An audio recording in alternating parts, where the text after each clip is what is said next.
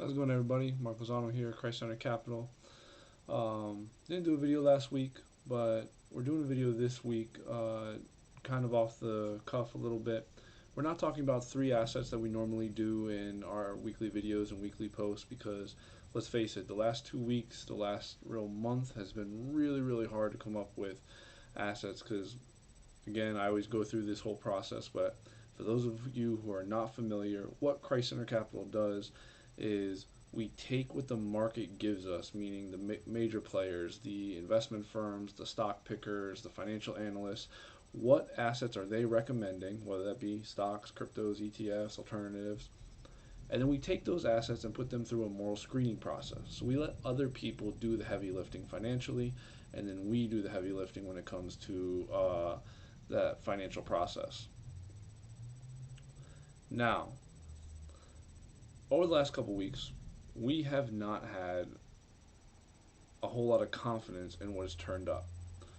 Now, no matter how bad the market gets, there's always going to be someone recommending an asset because it's their business. It's their business model. It's how they make money. It's what they're, hired or paid to do.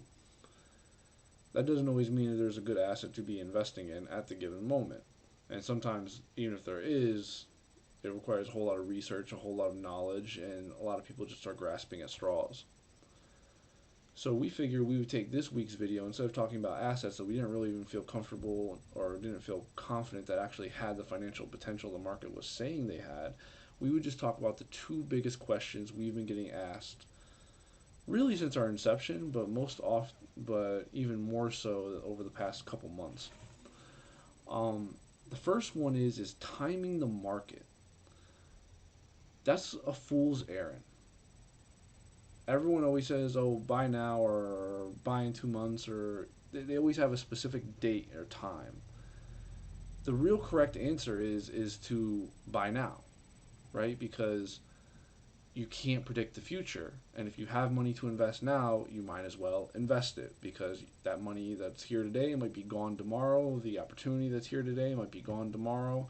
And now the flip side of that is, hey, there could be an opportunity that comes up, next week, or there could be more money at hand, in a month. But you can't predict the future. So the best time to start investing or even to invest is always at the present, unless you're some real savvy guy, you got some insider information, and you know something that everyone else doesn't. The best time to invest is always the present.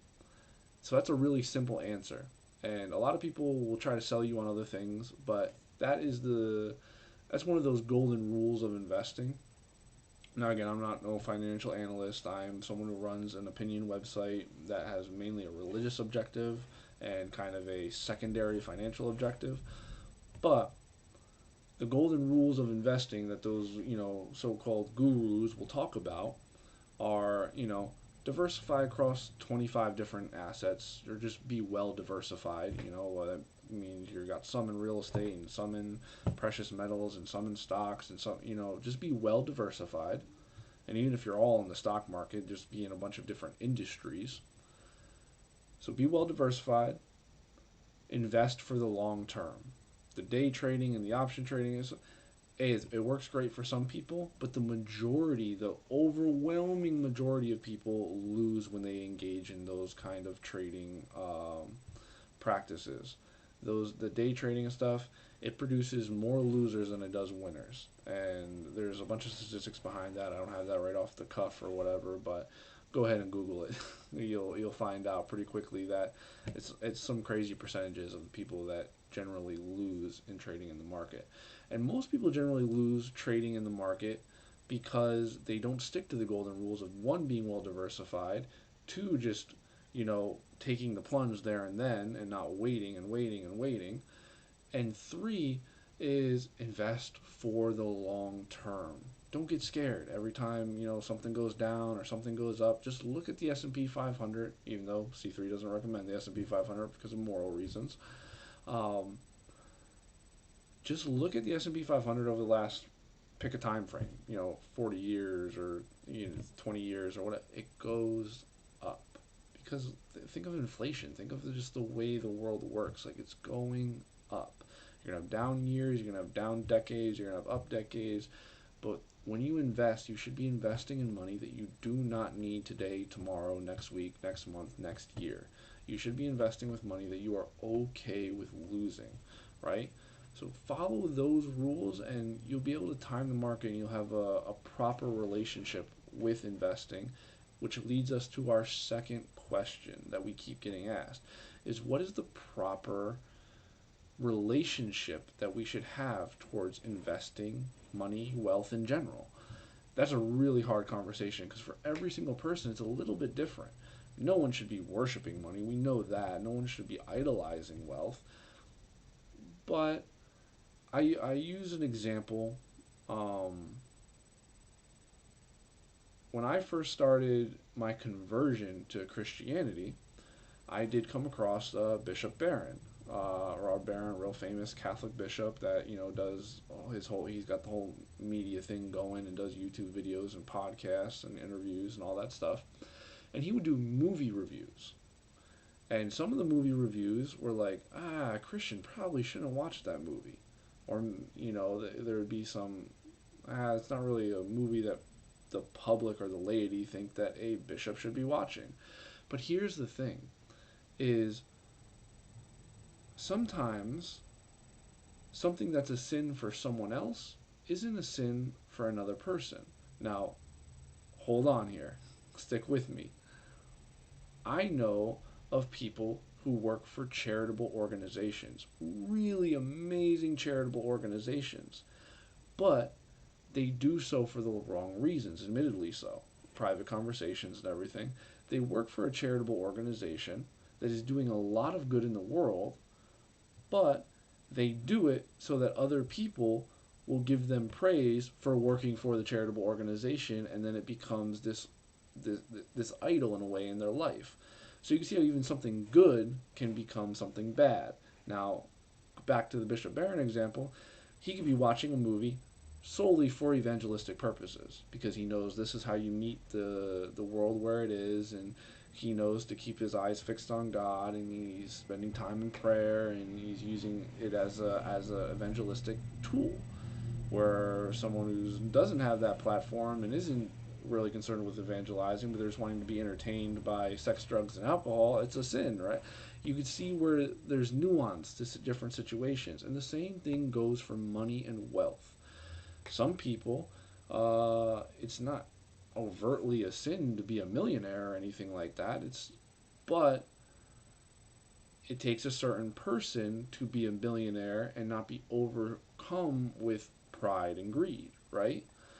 So when people ask us the question of like what's the right relationship we should have with our wealth and our investing, it's we don't really know. We can't answer that. That's an individualistic question, right? That's the beauty of the human population, right? Of God's people. We're all very much individuals. And so we don't really have an answer for that question, but we know that we should always be honest with ourselves.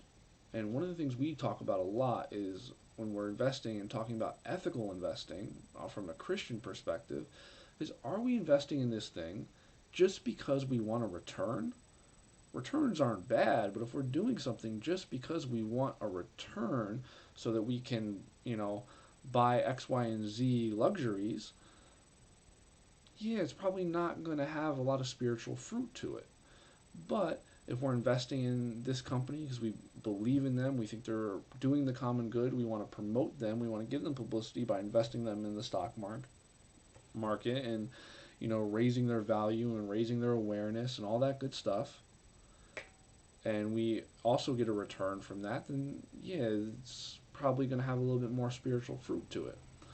So all that to say is there's a little bit of nuance to those questions of um, well, there's not much nuance to timing the market, that first question, but that second question of that right relationship with wealth, that's a very individualistic and complex question because it all depends on the the the person. It all depends on their character traits and their pitfalls and their strengths and weaknesses and all that, right? So hopefully that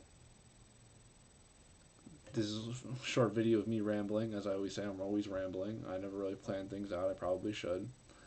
Hopefully it gives some insight, because I know a lot of people hit us up at that support@christcentercapital.com email and ask these very similar questions. So hopefully that gives you a little bit of insight. We also made a post on the site about this exact thing. But again, I hope this helps. And if you have not already, please check out christcentercapital.com. We are morally screening timely assets from a Christian perspective. We're letting you know what investable assets have financial potential or potentially have some good ROIs, but are also in alignment with those Christian values. Go check it out, ChristCenterCapital.com. Everything is completely free. We always appreciate if you click that C3 support button and you give a financial pledge of like $1 a month or whatever it is. We appreciate it so much because it allows us to promote this message of moral investing and get the information out to more people and produce better content. One day, hopefully, we can produce some like more higher quality videos. That would be great. But and also sign up for the newsletter. Our newsletter that comes out every Wednesday is kind of the bread and butter of what we do. We're delivering financial market news uh, from around the world with a Christian perspective. So that's really the bread and butter of what we do. So go sign up for that newsletter. That's also free. Everything we do is free. But yeah, go check out ChristCenterCapital.com, and we'd appreciate it. God bless.